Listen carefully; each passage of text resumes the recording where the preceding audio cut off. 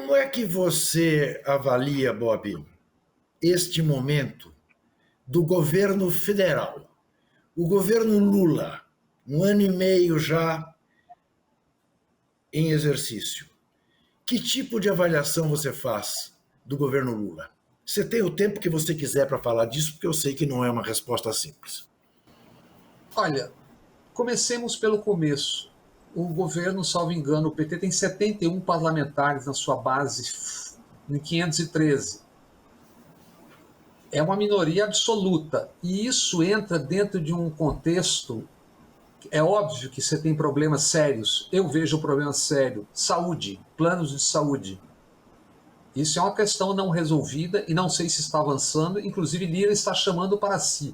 Agora, imagine o que é uma negociação que envolve os planos de saúde e o Lira, Arthur Lira, presidente da Câmara, o que pode sair para a população disso. Essa é uma questão seríssima que eu enxergo. Outra questão seríssima, eu não digo solução, porque não existe solução estalando os dedos, segurança pública, questão gravíssima, inclusive que passa pelas PMs, e as PMs são as guardas pretorianas dos governadores que as utilizam e delas se tornam reféns, como a gente viu em N motins e greves ao longo da última década. Essas duas questões, por exemplo, são gravíssimas e eu tenho certeza que estarão na agenda do eleitor, que estão. Todo mundo que tem plano de saúde sabe o que está acontecendo. Estão descredenciando tudo, tirando tudo, tal. Não vejo solução para isso. Tem uma questão que não é do Brasil, nem do governo, mas que é do mundo, que é a comunicação. Aí a gente entra num território que é interminável. Por quê? É evidente que existe um descompasso entre quem está na oposição utilizando os meios disponíveis, as chamadas big techs, de qualquer forma, e quem está governando e tendo que se defender.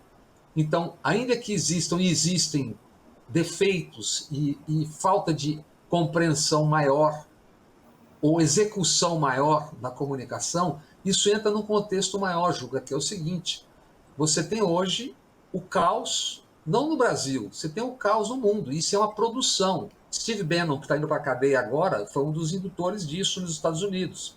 Elegeu Trump, trabalhou no Brexit, deu no que deu, desastre. Agora, 1/4 do parlamento europeu foi tomado pela extrema-direita de 720 parlamentares. É resultado do quê? De empresas que eram de tecnologia, que agora são empresas de informação e desinformação, e produzem no mundo o caos, organizado. Tem método isso, não é uma coisa por acaso. O nosso Steve Bannon foi aquele lamentável Olavo de Carvalho. O Putin teve o dele. O Trump teve o dele. Entende? Então, e você está nesse mundo que é caótico, mas aí nós vamos começar a falar sobre o mundo, não é só nós vamos falar por que nós chegamos nisso, o que nós estamos chegando no Brasil com as peculiaridades e características próprias. Qual é a característica própria, Juca? Com aquela sabedoria de um povo que está aqui já há milhares de anos. O Krenak definiu o Brasil o seguinte: o Brasil está sendo construído em cima de cemitérios. Então, essa é uma característica que não pode ser deixada de lado quando a gente está analisando o Brasil. Primeiro foram os indígenas, depois escravizados, hoje ainda pretos, pobres e periféricos. Então, nós temos as nossas características próprias. Mas o mundo está vivendo a mesma coisa. É um caos organizado. Como é que se organiza esse caos? O que o caos... A primeira função do caos é desorganizar as instituições. Quando você avacalha as instituições, e as instituições no Brasil e no mundo estão avacalhadas. Bretton Woods, aquelas coisas criadas do pós-guerra, Banco Mundial, FMI, ONU, isso tudo esfarelou-se. Acabou. O cara que não tem nada, as populações do mundo que não tem nada, elas preferem a aventura do que o agora ou o ontem. O que está acontecendo? Quando acabou a Segunda Guerra Mundial, tínhamos 2,5 bilhões de habitantes. 70 anos depois, temos 8 bilhões e tanto. Os resultados da colonização, das colonizações anteriores, se somaram à crise climática e ao domínio do capital financeiro do mundo. E o que temos? temos multidões de imigrantes rumando do sul para o norte do mundo. Nisso, xenofobia, racismo e o caos de empresas que produzem informação ou desinformação de uma maneira brutal, e as pessoas estão vivendo nisso. Eu agora faço uma pergunta, Juca. Quantos minutos você aguenta lendo, vendo um Twitter ou Facebook, ou qualquer dessas coisas? Muito pouco. É enlouquecedor. Muito A gente pouco. trabalha com isso. Adoece, é tóxico. Então, o Sim. que o caos produz? O caos, tem um livro fantástico, esse aqui, ó, O Mago do Kremlin. Eu li. É fabuloso. É fantástico. O que diz ali? O que o cara chega para aquele pregozinho, aquele maluco que caiu, morreu ou foi morrido no avião? Monte uma redação em São Petersburgo e minta. Minta para a esquerda, minta para a direita, produza o caos, porque a ira é um dos instrumentos que mais move as sociedades e o mundo. Porque depois que você move a pessoa, a torna irada, se ela estiver convencida de algo, nada fará com que ela deixe de acreditar naquilo. Que é o que nós estamos vendo. E o que esse mundo produz contra nós, contra o jornalismo? A moeda desse mundo é a velocidade, é o clique. Isso impõe uma velocidade a todos os meios digitais. Brasil, G1, UOL, todo mundo é obrigado ao tempo todo estar fazendo a manchete nova, porque aquela já rendeu, não está dando mais. Quem é que tem capacidade de refletir numa coisa que está girando de meia em meia hora? Nem quem recebe, nem quem faz. Por isso que os institutos de saúde mental, como o da França, estão dizendo que a capacidade mental das pessoas está diminuindo. A capacidade de ser crítico, de perceber o que é verdade e o que é mentira. Então, nisso, nós estamos no Brasil, no governo, que tem uma extraordinária minoria, num Congresso que é absolutamente, a Câmara dos Vereadores, é uma coisa de banditismo, Juca. Me desculpe a expressão, não sei se cabe. Não sei se você está aí. Eu vi o delegado Éder Mauro outro dia no Congresso confessando: eu tenho 30 homicídios, acabo de responder a 2. Como é que um Congresso em algum lugar do mundo permite uma coisa como essa? Não acontece nada.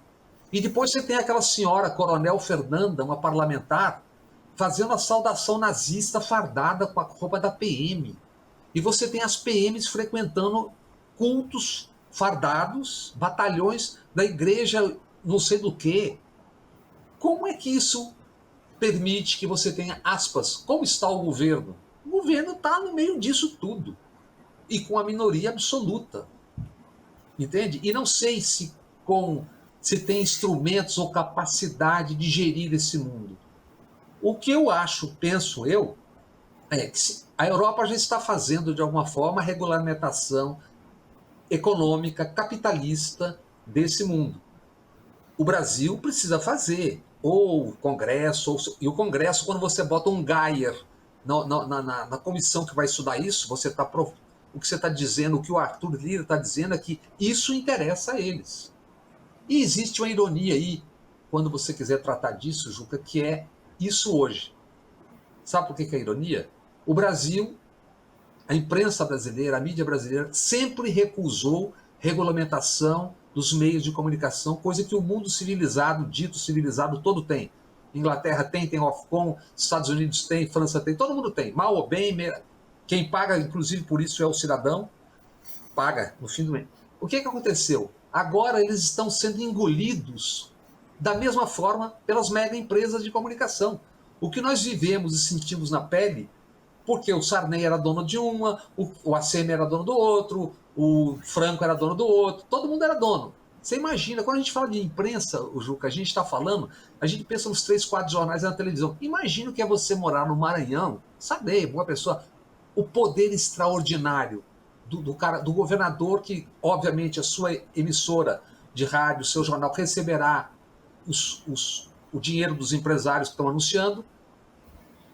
Imagine você o poder extraordinário que é você estar num estado como esse. O Collor, em Alagoas, o Jader Barbalho, os Coelho em Pernambuco, os Franco e os Albanos em Sergipe. É isso.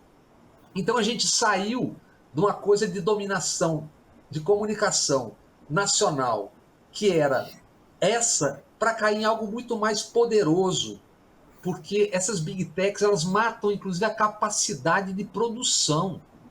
Quando teve o assassinato do Dom na Amazônia, aquela coisa, o que aconteceu? Uma fundação estrangeira financiou a ida de jornalistas para a Amazônia, porque os meios não têm condições de mandar, gastar 40, 50 mil reais.